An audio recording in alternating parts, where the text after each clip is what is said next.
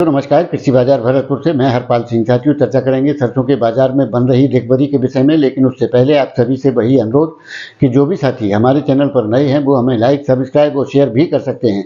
साथियों, सरसों के बाजार में कल शाम से ही रिकवरी का दौर देखने को मिला था, क्योंकि विदेशी बाजारों में जिस प्रकार से तेजी के साथ सुधारों की स्थितियां देखी गई, उसी प्रकार से सरसों के बाजार में जिस प्रकार से सुबह गिरावट की स्थितियां देखी थी, उसी प्रकार से सुधार की यानी कि रिकवरी का दौर शुरू हो चुका था। और आज भरतपुर मंडी जो कल 5,952 रुपये के भाव थे, बढ़कर के 6,011 रुपये के भाव बोले जा रहे हैं।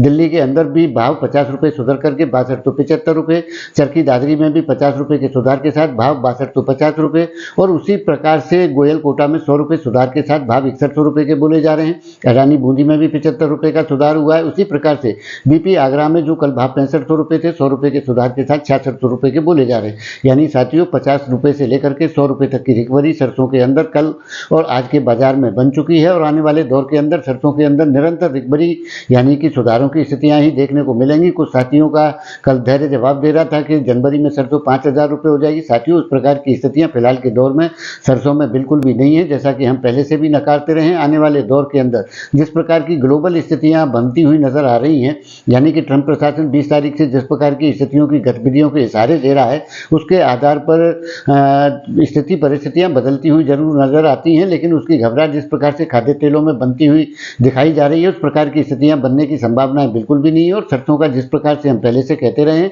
कि सरसों की जो सप्लाई लाइन है वो टाइट बनी हुई है, जिसके चलते आने वाले दौर के अंदर किसी भी प्रकार की बड़ी गिरावट की स्थितियां देखने को नहीं मिलेंगी।